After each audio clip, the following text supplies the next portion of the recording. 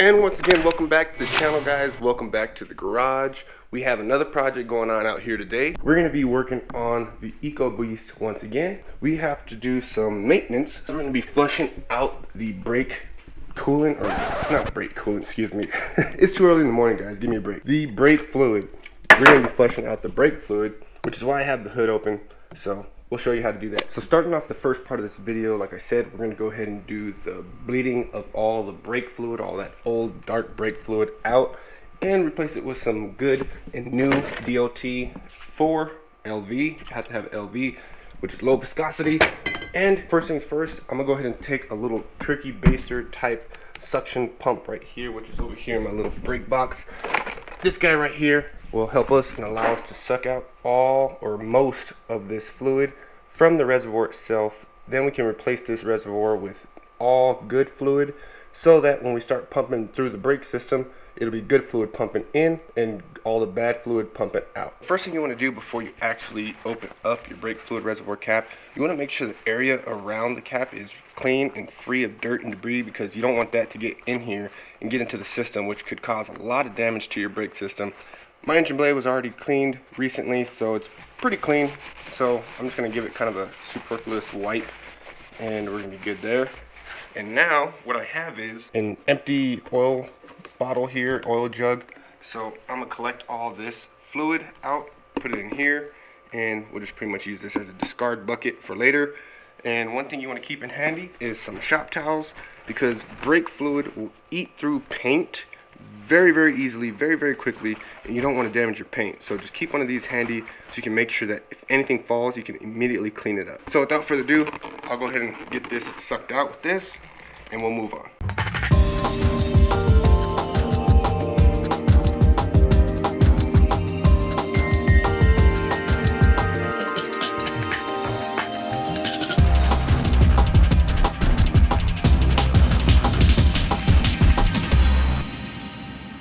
And once you guys get closer to the end, you want to make sure you don't pump it too low. You don't want to pump it so that there's air between the reservoir and the actual master cylinder. So I think I'm going to give it like one more suction, and I think we'll be at a good point. And there we go. We got it mostly pumped out. We got almost about actually exactly half a quart out of just the reservoir alone, which is perfect, because now the rest of it's going to be tied up in the system. So we're going to top this pretty much almost all the way to the top with new brake fluid, because we're going to be pumping this through the system. And what we're going to be doing before we get going is making sure that you're going to come back and check this every few pumps or so, because as you're pumping the old fluid out and it sucks down here, you don't want to introduce air into the system like I said before. So we'll give it a couple pumps on each brake, then we'll come back, check, top off if we need to, and then keep pumping from there. So I'm going to try to top this off as carefully as I can, because I don't have a clean funnel to do so. So let me focus real quick. You can already see just how different in color that old fluid was in comparison to this nice clear brake fluid. Alright, there we go. Almost all the way up to the top. I'll put this cap back on just to cover. I'm not going to put it all the way on, but I'm going to cover it. You want to do this as quick as you can, because brake fluid does absorb water from the atmosphere. So we'll just kind of get this process going as fast as possible. We want to start with the furthest wheel from the master cylinder itself, which in this case is my rear passenger side tire. Then we're going to move from that furthest one in the rear over to the next furthest, which is this side over here on the driver's side in the back.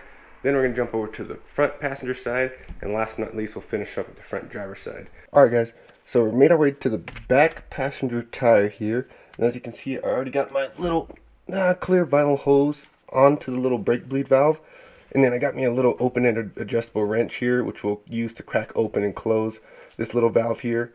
So what we're going to go ahead and do, since I'm doing the one-person method, I'm going to have to crack this open, run to the front, start slowly pressing the brake, and I'll watch the live feed of my GoPro to watch as the old fluid pumps out into the jar that you can't see over here off to the left-hand side. But keep pumping, probably give it a good 5-10 pumps, then I'll go check the reservoir, come back over here, and you see how much clearer it actually gets. Valve is open. You can see the fluid already starting to come out. So let's get pumping.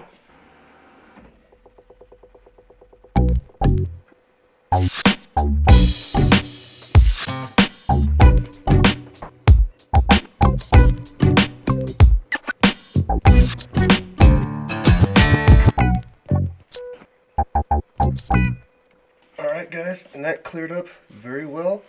So I think we're done here. So I'll go ahead and tighten the valve back up. Oh yeah, that's a lot cleaner. Probably got to see it kind of change over the time lapse. We're good to go here. So get your shop towel ready before you take off this little hose, because there's still fluid in there obviously. And we'll move on to the next spot. Alright, made our way to the rear driver's side. And we're just going to follow the same procedure. Crack this bleeder valve open. There we go.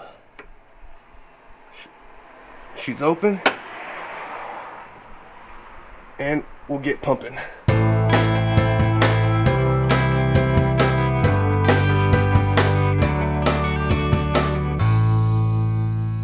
Alright guys, so we made our way up to the front passenger side brake.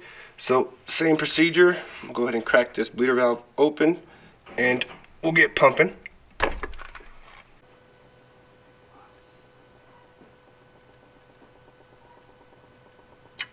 Alright, good to go there.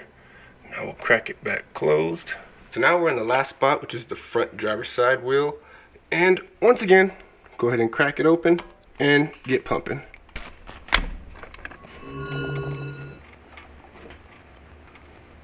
And there we go.